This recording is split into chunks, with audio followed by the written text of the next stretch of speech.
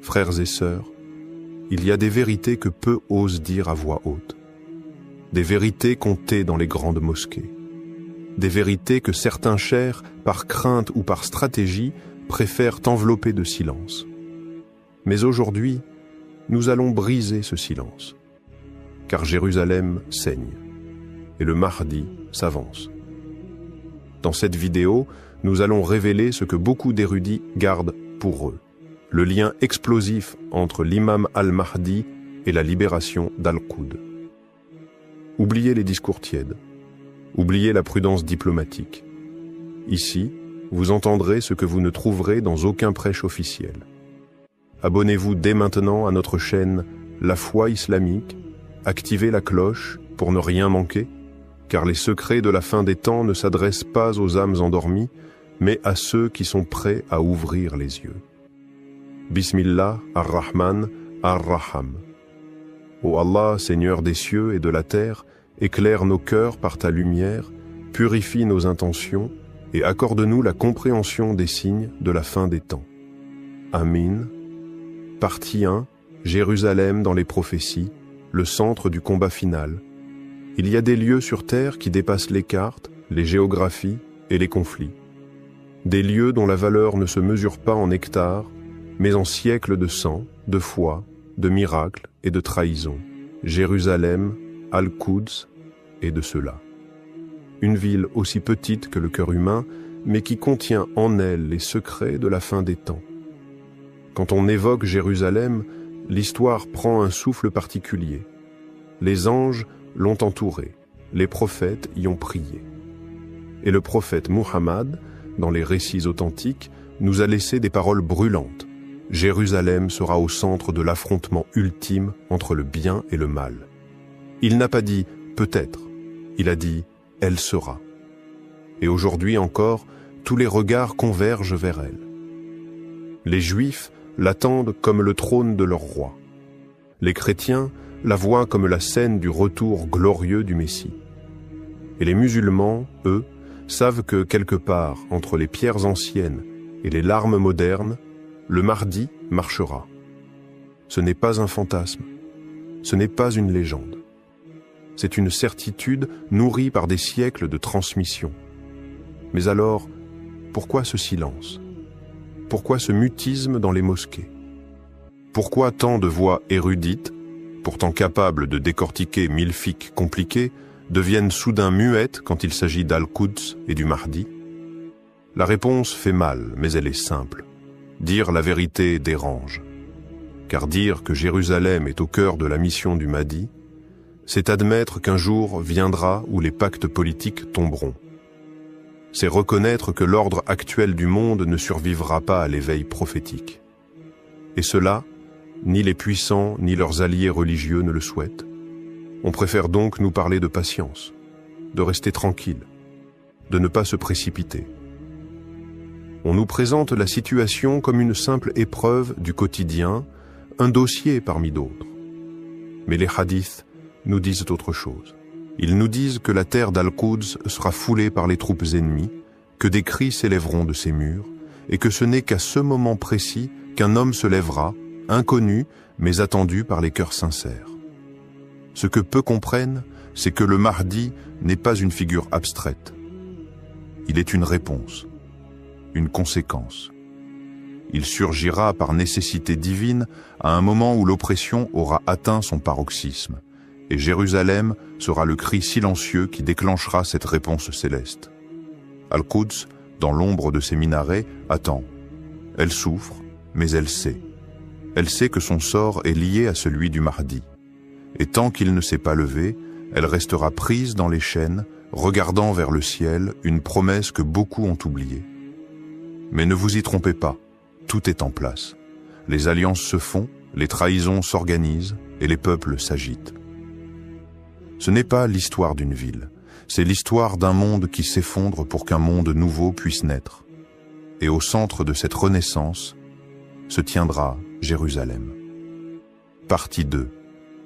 Le Mahdi, stratège militaire et guide spirituel. Oubliez les images édulcorées. Effacez ce que vous avez entendu dans les sermons tièdes et les discours aseptisés. Le Mahdi ne viendra pas avec des pétales de rose. Il viendra avec la poussière des chevaux, le fracas des sabres et la détermination de ceux qui ne pactisent jamais avec l'injustice. Oui, c'est un homme de foi. Oui, c'est un homme de lumière. Mais il est aussi, et surtout, un chef de guerre. Un stratège. Un descendant du prophète, envoyé non pas pour apaiser les puissants, mais pour les faire tomber. Les hadiths le disent clairement. Il mènera des armées. Il sortira de Médine ou de la Mecque selon les versions, mais une chose est sûre, sa direction sera claire, Al-Qud, Jérusalem. Il ne marchera pas vers elle pour faire de la diplomatie, ni pour signer des trêves hypocrites. Il marchera vers elle pour libérer, et autour de lui, il n'y aura pas que des saints en méditation. Il y aura des croyants aguerris, des hommes debout, des âmes prêtes à sacrifier leur confort pour retrouver la dignité. Une armée non pas massive en nombre, mais pure en intention. L'armée du drapeau noir. Celle que redoute l'élite mondiale. Celle dont les noms ne sont pas dans les médias, mais dans les invocations du matin et du soir. Alors pourquoi les chers se taisent? Pourquoi nous vantons un Mahdi spirituel et silencieux, alors que les textes eux-mêmes évoquent les de ses conquêtes, ses campagnes, ses alliances de guerre et ses ennemis? Pourquoi gomme-t-on son épée? Parce qu'un Mahdi qui prie est inoffensif, mais un Mahdi qui agit, qui renverse les trônes et détruit les idoles modernes, lui, il fait peur. Il dérange surtout ceux qui ont troqué la vérité contre les faveurs du pouvoir. Ceux qui se disent savants mais mangent à la table des oppresseurs. Ceux-là ne veulent pas d'un Mahdi combattant. Ils veulent un Mahdi muet, un Mahdi théorique, un Mahdi qu'on peut encadrer dans les livres et ignorer dans la rue. Mais ce ne sera pas le cas. Le vrai Mahdi ne demandera pas l'autorisation. Il ne fera pas campagne pour être accepté. Il surgira, imposé par Allah, comme un séisme dont les tyrans eux-mêmes sentiront les vibrations avant même de voir son visage, et que personne ne s'y trompe. La spiritualité du Mahdi n'est pas passive. Elle est incandescente. Elle est ce feu intérieur qui pousse à l'action, ce lien avec le divin qui rend l'âme inébranlable. Le Mahdi priera la nuit et combattra le jour. Il guidera dans les massajides et sur les champs de bataille. Son combat ne sera pas celui d'un homme. Ce sera celui d'une Ummah entière, réveillée, unie, lavée de sa peur et nourrie de certitude. Et quand il marchera vers Al-Quds, ce ne sera pas seul.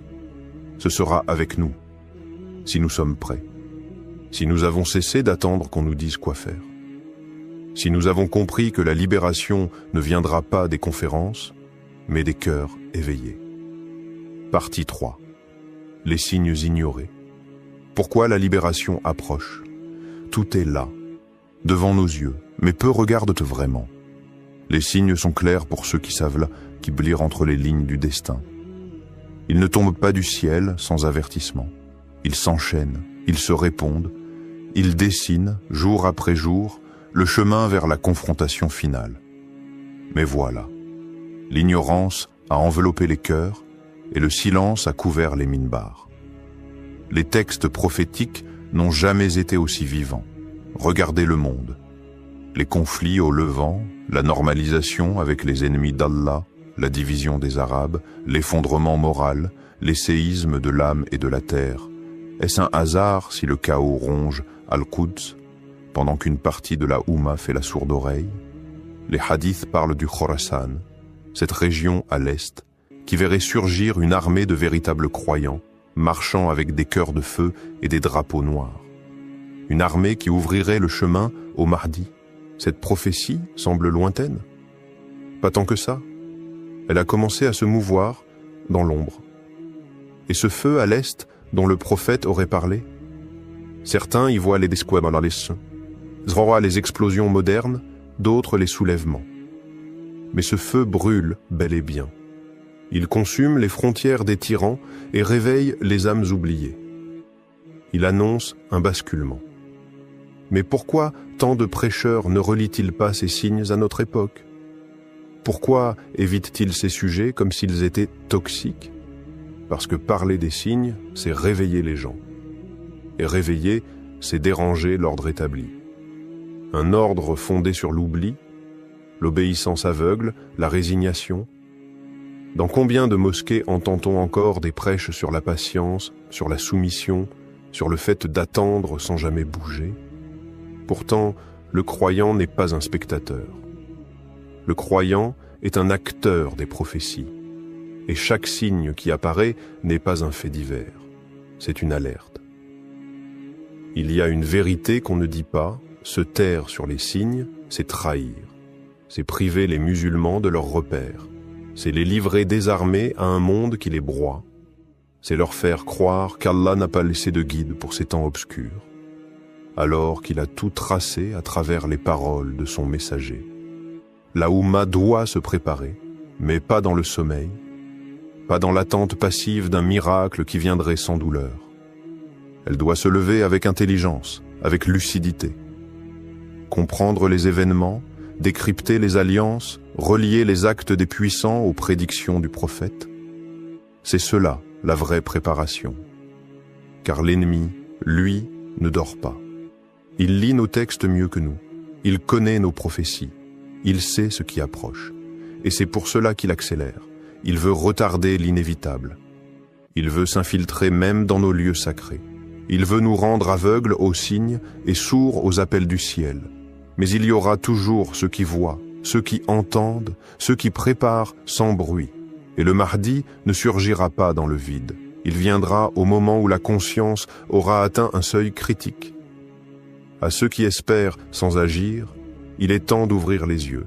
À ceux qui agissent sans foi, il est temps de purifier les intentions. Et à ceux qui se taisent sciemment, il est temps de craindre Allah plus que les hommes. Partie 4. Ce que les chers nous cachent vraiment, ils portent la robe de l'autorité. Ils montent sur les minbars, ils récitent les versets avec éloquence. Mais derrière leur discours bien rodé, certains chers ont troqué la lumière pour les dorures du pouvoir. Ils ne guident plus, ils endorment. Ne te méprends pas.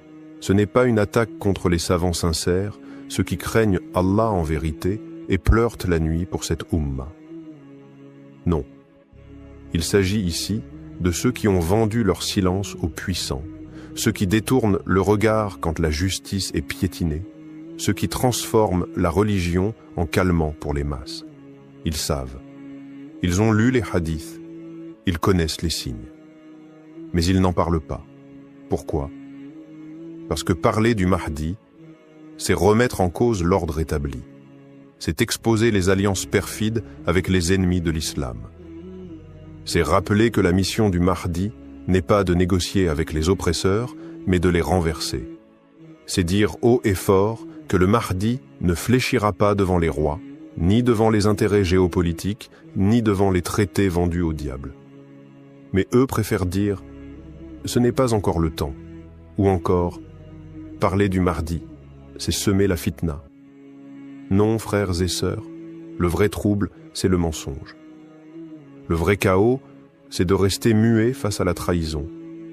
Ce qu'ils veulent vraiment, ces pseudo-savants, c'est maintenir le peuple dans un sommeil profond, un islam folklorique, un islam d'apparence, un islam qui récite mais ne se lève pas, un islam qui pleure Jérusalem, sans jamais se demander comment la libérer. Mais le Mahdi ne vient pas pour plaire. Il ne viendra pas flatter les émotions ou nourrir les illusions. Il viendra pour purifier, et cette purification sera douloureuse. Elle passera par l'effondrement de ce qui est corrompu, par le dévoilement de ceux qui se sont cachés derrière le Coran pour mieux trahir la vérité. Il renversera les trônes souillés. Il brisera les chaînes mentales. Il rendra aux gens la parole vivante, celle qui libère et non celle qui asservit. Il restaurera la justice prophétique, celle qui dérange les tyrans et réveille les humbles. Et la première étincelle de cette purification jaillira à Jérusalem.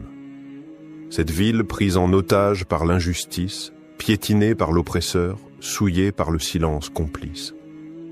Le Mahdi ne viendra pas y faire la paix avec les colons. Il viendra y établir la souveraineté d'Allah. Alors pourquoi ce silence? Parce qu'un Mahdi actif, un Mahdi qui libère, c'est un Mahdi dangereux pour ceux qui ont pactisé avec le système. Un Mahdi qui rend le peuple conscient, c'est une menace pour les trônes fondés sur le mensonge. Un Mahdi qui appelle à se lever, c'est la fin de leur confort. Mais le temps viendra où le voile tombera, où la vérité ne pourra plus être étouffée. Et ce jour-là, ceux qui auront menti au nom de la religion seront confrontés à celui qu'ils ont tenté de cacher. Car le Mahdi n'est pas un mythe. Il est une certitude, une promesse, une réponse. Partie 5. Et si la libération avait déjà commencé? Et si nous avions tout mal compris? Et si le fracas des bombes sur Gaza n'était pas un cri de fin, mais le tambour d'ouverture d'un nouveau chapitre? Et si la poussière des ruines était en réalité la terre retournée par les anges pour y faire pousser les graines de la délivrance? Jérusalem gémit, mais elle ne se tait pas. Ses murs blessés portent les stigmates d'un siècle de trahison, mais ses pierres vibrent encore du souvenir des prophètes. C'est elle qui a accueilli Ibrahim. C'est vers elle que s'est tourné Muhammad au début. Et c'est elle, encore, qui sera le théâtre du retour, du soulèvement, de la fin des illusions. Regarde autour de toi. Les signes sont là, mais ils ne prennent plus la forme que tu attendais. Le Mahdi ne viendra pas auréolé d'or et de chant. Il viendra à travers les flammes, la sueur, la douleur et l'endurance. Il surgira là où on ne l'attend plus, dans les yeux d'un orphelin qui ne baisse plus la tête, dans la voix d'une femme palestinienne qui défie un soldat armé, dans le cœur d'un jeune du Khorasan qui marche, les pieds nus, mais le regard rivé vers Al-Quds. Et si la libération avait déjà commencé, sans même que nous la voyions? Et si chaque martyr à Gaza était un verset vivant inscrit dans le grand livre de la résistance divine? Et si chaque soulèvement dans Jérusalem-Est était un pas du Mahdi que nous n'avons pas su entendre? Le silence des chairs ne peut plus enterrer les battements de cette génération. Une génération qui ne se contente plus de réciter les histoires. Elle veut devenir l'histoire. Elle veut porter l'étendard. Elle ne veut plus attendre que les portes s'ouvrent. Elle veut les enfoncer avec foi, même si elles sont gardées par 1000 pharaons. Le Mahdi ne vient pas pour flatter les discours bien pensants. Il vient briser les masques. Et Al-Quds sera le miroir. Ce miroir qui reflètera les croyants sincères et démasquera les traîtres. Il viendra, oui, avec ou sans l'accord des institutions. Il viendra, non pas dans les salons dorés, mais dans les ruelles sombres, là où le peuple prie sans rien attendre, là où les cœurs battent pour Allah seul. Et quand ses pas fouleront la terre bénie de Jérusalem, la ville le reconnaîtra. Elle reconnaîtra son odeur. Elle reconnaîtra son regard. Car cette ville a vu les prophètes, elle a goûté leur sang, et elle attend son dernier libérateur comme on attend un souffle après l'asphyxie. Alors, prépare-toi, pas seulement en scrutant les cieux, mais en purifiant ton cœur, en te levant, en priant, en résistant, en croyant, car peut-être, tu es déjà, sans le savoir, un soldat de cette aube. Gloire à toi, ô Allah, toi qui sais ce que cachent les kolfs et les poitrines, toi qui connais les secrets des temps à venir. C'est entre tes mains que réside la victoire. C'est sous ton regard que les prophéties prennent vie. Et c'est par ta lumière que la vérité jaillira, même si les ténèbres l'encerclent. Nous avons vu dans ce voyage que Jérusalem n'est pas une simple ville. Elle est le cœur battant de la fin des temps.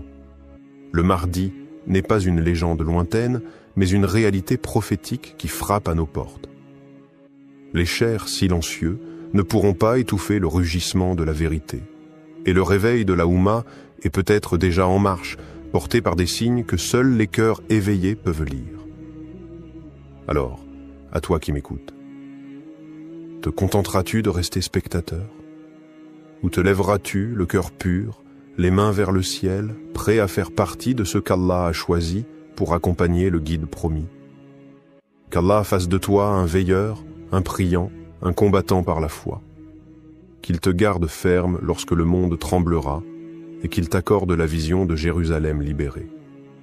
Si cette vidéo a touché ton cœur, abonne-toi maintenant à la foi islamique. Ici, nous ne vendons pas le silence. Nous révélons ce que d'autres taisent. Partage cette vérité. Réveille un frère, éveille une sœur. Et ensemble, marchons vers l'aube, là où Jérusalem verra se lever la promesse d'Allah. Chers frères et sœurs, aujourd'hui, vous allez découvrir un sujet que très peu osent aborder. Une confrontation prophétique, une bataille écrite dans les hadiths bien avant notre époque. Il ne s'agit pas d'un conflit ordinaire, mais d'un duel spirituel, eschatologique, entre la vérité et le mensonge, entre l'imam al-Mahdi et l'État d'Israël. Avant de plonger dans ces révélations bouleversantes, abonnez-vous à notre chaîne La Foi Islamique pour ne rien manquer de nos prochains épisodes sur les grands signes de la fin des temps. Ce que vous allez entendre aujourd'hui pourrait changer votre compréhension de l'actualité mondiale. Restez jusqu'au bout. Bismillah, Ar-Rahman Ar-Rahim.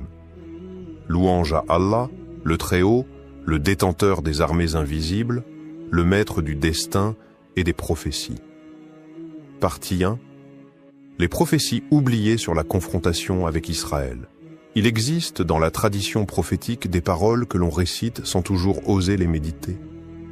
Des paroles qui traversent les siècles comme un écho venant de l'avenir, chargé de signes, de vérités dérangeantes et de réalités que beaucoup préféreraient s'enfouir sous le silence.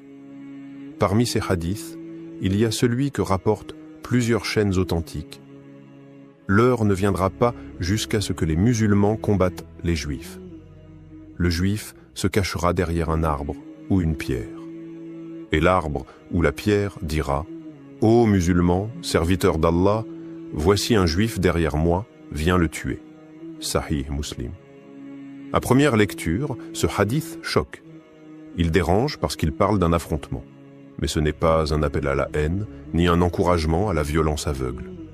C'est une prophétie, un moment d'histoire future, annoncé par le messager, dans un contexte spirituel, cosmique, où les camps ne sont pas définis par l'origine ethnique, mais par la posture face à la vérité.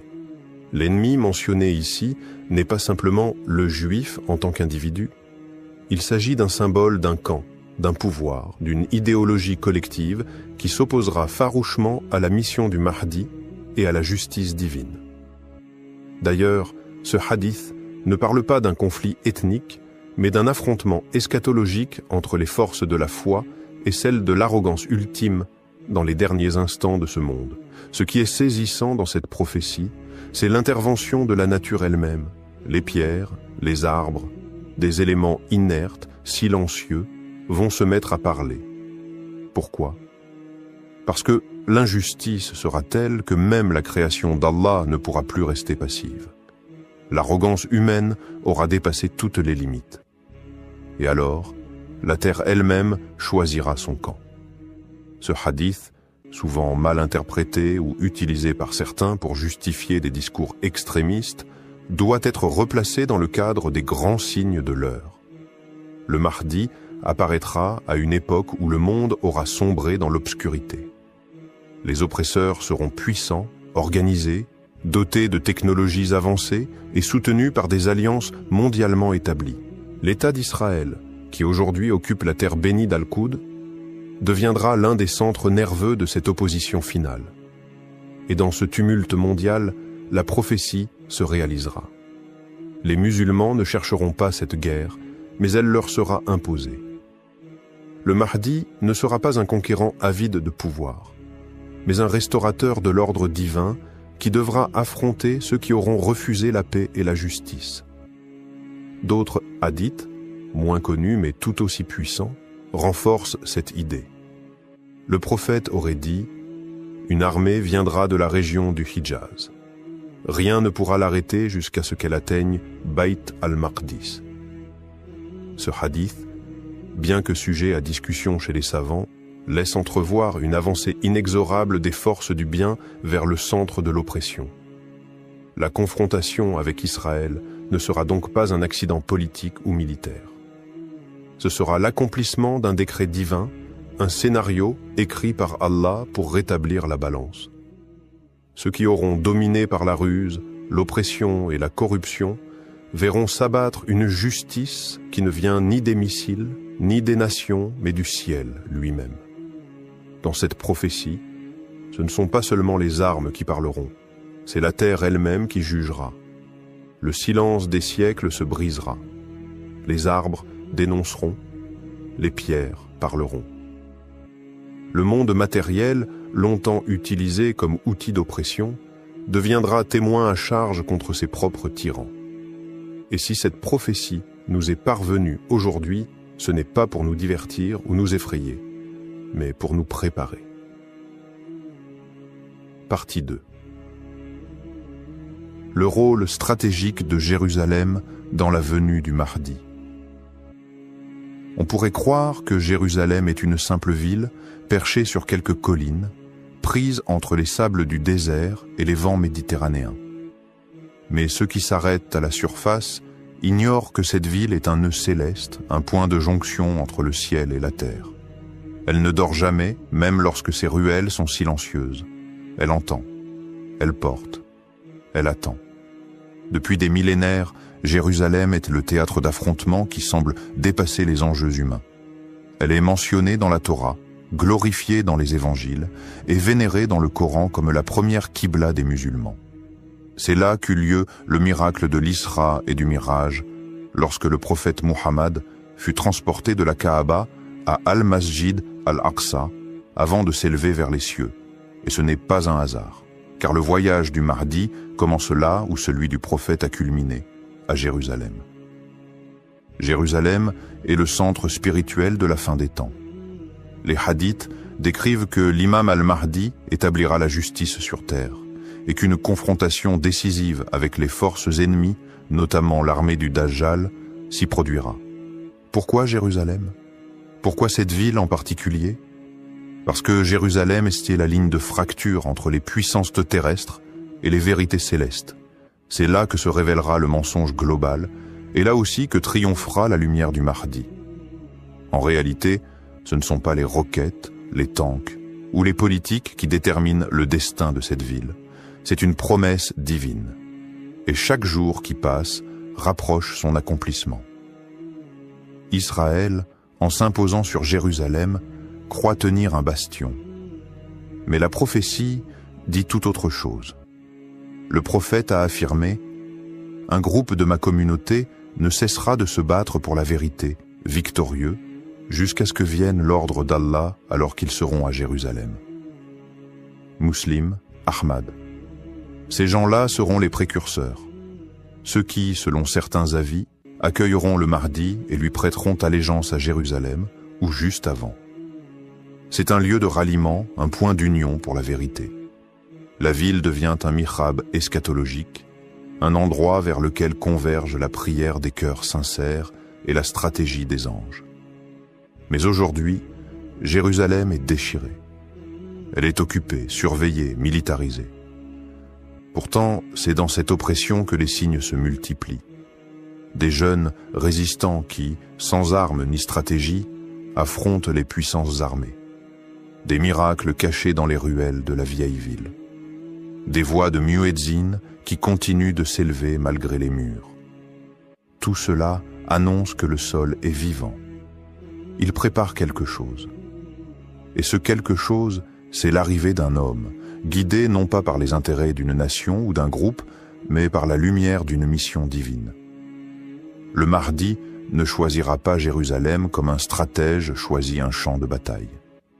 Il y sera attiré, guidé, appelé, car c'est là que l'histoire se dénoue, que les secrets s'accomplissent. Le rôle stratégique de Jérusalem ne se comprend qu'à la lumière des hadiths. C'est là que Jésus, Issa, descendra, là que le Dajjal sera tué, là que la prière derrière le Mahdi aura lieu.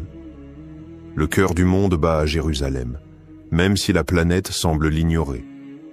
Ce n'est donc pas une ville parmi d'autres.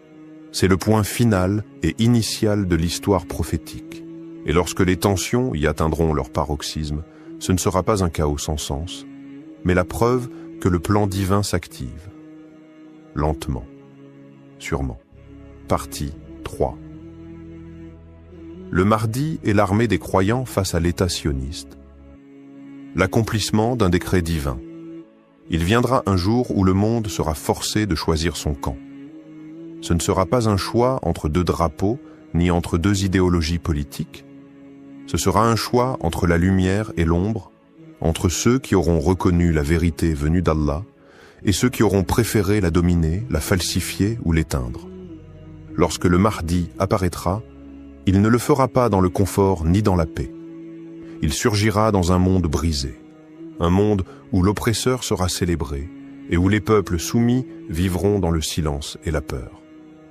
C'est dans ce décor que se lèvera l'armée des croyants. Une armée qui n'aura ni la technologie des superpuissances, ni les milliards des multinationales, mais qui sera portée par la foi, l'amour d'Allah et la certitude des promesses prophétiques. Face à eux se tiendra l'État sioniste, fort de ses alliances, de ses arsenaux, de son influence sur les puissances mondiales. Mais dans la balance divine, la force ne se mesure pas à la quantité des missiles ni au nombre de satellites. Elle se mesure à l'intention, à la vérité défendue et au décret d'Allah. Car ce combat ne sera pas une initiative humaine. Il ne sera pas motivé par la haine ni par la revanche. Il sera le prolongement d'un décret divin. Un décret annoncé depuis des siècles dans les récits prophétiques et que nul ne pourra retarder ni empêcher. Le Mahdi ne mènera pas une guerre de conquête, mais une guerre de purification. Il viendra libérer ce que les puissants ont voulu souiller, restaurer ce que les arrogants ont détruit, la justice. Et cette armée qui le suivra, ce ne sera pas une armée de fanatiques ni de soldats ordinaires. Ce seront des croyants endurcis par les épreuves, des hommes et des femmes dont les cœurs vibreront au rythme du rappel d'Allah. Certains viendront de l'Est, d'autres de l'Ouest, et parmi eux se trouveront d'anciens ennemis devenus alliés par la lumière de la foi. Le Mahdi n'appartiendra pas à une ethnie, ni à une nation. Il sera l'imam de l'universalité. Les hadiths évoquent que l'armée du Mahdi avancera avec une telle rapidité, une telle détermination, que rien ne pourra lui résister. On raconte qu'une armée se formera dans la région du Khorasan, actuellement l'Iran, l'Afghanistan et ses alentours, et que ces soldats porteront des turbans noirs et brandiront des bannières qui feront trembler les tyrans. Leur regard ne sera pas celui de la haine, mais celui d'une certitude brûlante. Et lorsqu'ils atteindront Al-Quds, le cœur du pouvoir sioniste, ce ne sera pas une bataille comme les autres. Ce sera l'ultime confrontation entre l'arrogance humaine et la volonté divine. L'armée du Mahdi n'agira pas pour elle-même. Elle sera l'instrument d'Allah comme l'étaient les armées des prophètes. Chaque mouvement, chaque victoire, chaque martyr ne sera que l'accomplissement d'une page déjà écrite dans le livre. Le prophète a dit « Un groupe de ma communauté continuera à combattre pour la vérité, triomphant jusqu'au jour du jugement. Jésus, fils de Marie, descendra et leur chef dira « Viens diriger la prière ». Jésus répondra « Non, certains parmi vous sont des dirigeants choisis par Allah pour cette communauté. » Sahih, Muslim. Ce hadith n'est pas une simple prédiction. Il est la preuve que le combat du Mahdi culminera avec l'arrivée de Jésus, Issa, et que ce dernier reconnaîtra l'imam comme guide terrestre, alors que lui incarne le Messie céleste. Deux figures unies, deux missions qui convergent vers une seule victoire, l'effondrement de l'ordre injuste et la naissance d'un monde réconcilié avec son Créateur. Et lorsque l'armée du Mahdi affrontera les forces sionistes, ce ne sera pas seulement une guerre militaire. Ce sera une rupture avec l'histoire telle qu'on la connaît, un basculement du pouvoir, une vérité insupportable pour les tyrans, mais libératrice pour les opprimés. Partie 4. Le Dajjal, les sionistes et la grande illusion. qui tire vraiment les ficelles? Et si ce que vous voyez n'était qu'un mirage? Et si le monde tel qu'on vous l'a présenté depuis l'enfance, les puissances, les alliances, les conflits, n'était qu'un rideau de fumée? Derrière ce rideau, il y a un nom que même les enfants apprennent à craindre, le Dajjal. Mais ce que beaucoup ignorent, c'est que le Dajjal ne surgira pas de manière soudaine. Il ne tombera pas du ciel, il ne sortira pas du néant. Son système est déjà en marche. Il a ses pions, ses relais, ses ingénieurs, ses architectes, et dans les rouages de cette machine obscure, le sionisme joue un rôle central. Le Dajjal, que le prophète a décrit comme l'ultime épreuve de l'humanité, est le maître de l'illusion. Il montrera le paradis et ce sera l'enfer. Il montrera l'enfer et ce sera le paradis. Il parlera de paix, mais il sèmera la guerre. Il promettra les saluts, mais livrera les âmes à la perdition. Son arme la plus redoutable, ce n'est pas la force brute. C'est la manipulation de la perception. Et aujourd'hui, le monde est prêt. L'homme ne croit plus ce qu'il voit avec son cœur, mais ce que lui disent les écrans. Les vérités sont tordues, les mensonges maquillés en dogmes. On glorifie les puissances qui bombardent, on diabolise les peuples qui résistent. On appelle cela la diplomatie, la démocratie, le progrès. Mais est-ce vraiment cela? Le prophète Muhammad a dit « Il n'y a pas de tribu à qui le Dajjal ne sera pas envoyé ». Et dans une autre version, il viendra avec une illusion si puissante qu'elle séduira même les cœurs fermes, à moins que la miséricorde d'Allah ne les protège. Or, si l'on observe le monde avec un regard lucide, on comprend que le système du Dajjal est déjà actif. Ce système a une capitale, une idéologie, des symboles. Et parmi ses piliers visibles, le sionisme mondial. Attention, il ne s'agit pas ici de parler des Juifs en tant que peuple, car l'islam respecte les gens du livre, mais de cette entité politique et messianique qui prétend préparer la venue de leur Messie, mais en vérité prépare l'arrivée du Dajjal. Les symboles sont là, l'œil unique que l'on retrouve dans les logos, les statues, les films, le contrôle global, les réseaux de surveillance, la digitalisation extrême, la fusion entre l'homme et la machine, tout cela vise à créer une humanité sans spiritualité, une société où le Dajjal pourra régner sans résistance. Et ce n'est pas un hasard si l'État sioniste s'impose aujourd'hui comme un centre technologique mondial, contrôlant des données, des intelligences artificielles, des laboratoires. Ce n'est pas une question de progrès, c'est une guerre contre la vérité. La confusion est telle que ceux qui parlent du Mahdi sont considérés comme dangereux. Ceux qui dénoncent le faux sont qualifiés d'extrémistes. Mais ce que le système ne comprend pas, c'est que le plan divin dépasse ses calculs. Et le Dajjal, malgré sa puissance, est prisonnier d'un délai fixé par Allah. Il apparaîtra, il séduira, mais il sera anéanti. Par Jésus, Issa, dans une scène qui aura lieu non loin de Jérusalem, après qu'il ait tenté de s'imposer comme le Messie attendu. Alors, qui tire les ficelles? Qui contrôle les récits médiatiques, les alliances politiques, les guerres ciblées? Ce n'est pas toujours visible. Mais les croyants savent que derrière les murs, derrière les discours, un empire de l'ombre opère. Et ce que le Mahdi viendra détruire, ce n'est pas seulement une armée, mais toute une matrice fondée sur le mensonge. Le vrai combat est invisible, mais il se rapproche. Partie 5. Le triomphe final.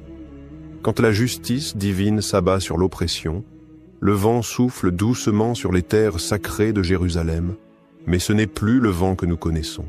C'est le souffle de la vérité, celui qui précède la pluie bienfaisante de la justice divine. Car bientôt, les ténèbres de ce monde se dissiperont. La fin de la domination des oppresseurs ne sera pas une simple révolte humaine. Ce sera la clarté du ciel sur la terre, l'instant où le Tout-Puissant mettra fin à la tyrannie de l'arrogance. Le Mahdi est arrivé. Non pas comme un homme seul, mais comme l'incarnation de l'espoir d'un monde meilleur, un monde réconcilié avec son Créateur. Sa lumière, éclatante et incontestable, éblouira ceux qui l'avaient ignoré. Car dans l'instant où il se dressera, les armes des oppresseurs deviendront des fardeaux inutiles, et la terre tremblera sous le poids de la justice qui s'annonce. Ce jour-là, les cieux se feront écho des anciennes promesses d'Allah. Le Dajjal, dans sa fausse gloire, vacillera et tombera. Tout ce qu'il a construit avec des illusions se transformera en poussière. Ses mirages s'évaporeront comme un rêve dissipé au matin. Ce ne sera pas seulement la défaite de son armée, mais celle de son système. Un système qui a traversé les âges, basé sur le mensonge, la division et l'obscurité. La terre, qui a tremblé sous le poids des oppressions, se réjouira à l'aube de la vérité. Car lorsque la justice d'Allah s'abat sur l'injustice humaine, c'est toute la création qui exulte. Les oiseaux chanteront, les rivières danseront, et le vent portera l'odeur de la liberté retrouvée. Il est dit dans les hadiths que le Mahdi n'arrivera pas seul. Il sera accompagné par Issa, Jésus, le messager de la paix, descendant du ciel pour achever ce qui avait été commencé. Le Messie, porteur de la lumière de la vérité, rétablira la balance entre les peuples.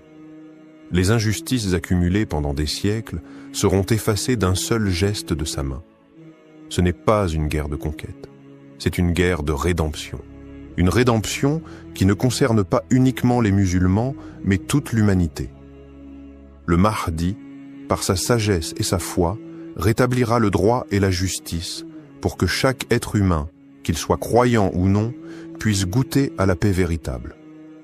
Le prophète a dit « Quand le Mahdi viendra, il régnera sur la terre avec justice. Il remplira la terre de justice et d'équité, comme elle a été remplie d'injustice et de tyrannie. » Sahih Muslim. Imaginez un monde où la peur ne gouverne plus, où les chaînes des opprimés sont brisées, où chaque individu, quel que soit son passé, peut se tenir droit sous le ciel d'une justice retrouvée. Ce monde est le fruit d'un effort collectif, porté par ceux qui ont cru dans la promesse d'Allah et qui ont travaillé sans relâche pour voir ce jour arriver. Le Mahdi est l'incarnation de cette promesse. Le chemin du Mahdi est celui de la réconciliation, mais aussi de la purement spirituelle. Chaque instant de son règne marquera l'élévation de l'âme humaine, de la communauté musulmane, mais aussi de l'humanité entière. Ce n'est pas la vengeance d'un peuple qui réclame sa dignité, mais l'équité d'un créateur qui rétablit l'harmonie perdue. Quand la justice divine s'abattra sur l'oppression, il ne restera que la vérité, pure et éclatante. Ceux qui ont vu la lumière seront sauvés, et ceux qui ont persisté dans les ténèbres seront écartés. C'est alors qu'Allah, dans sa miséricorde infinie, offrira à chaque âme la paix qu'elle a toujours cherchée, mais qu'elle n'avait jamais trouvée. Ce sera le jour de l'accomplissement ultime, lorsque tout ce que nous avons connu jusqu'à ce jour deviendra une légende, un conte raconté sous l'ombre du trône d'Allah. Frères et sœurs, ce n'est pas simplement une guerre de territoire. C'est une guerre entre le faux et le vrai, entre l'obscurité de l'arrogance et la lumière de la foi. Le Mahdi ne viendra pas pour conquérir, mais pour rétablir la justice d'Allah sur une terre défigurée par l'injustice. Sommes-nous prêts à faire partie de ses compagnons? Sommes-nous prêts à tenir bon, même seuls quand les autres fuiront? Car le jour où le Mahdi apparaîtra, les masques tomberont, les alliances se briseront et seule la sincérité restera debout. Abonnez-vous maintenant à la foi islamique et préparez-vous à découvrir dans nos prochaines vidéos ce que les savants, les puissants et les ennemis de la vérité ne veulent pas que vous sachiez. Qu'Allah nous guide, nous protège et fasse de nous les soldats de la vérité.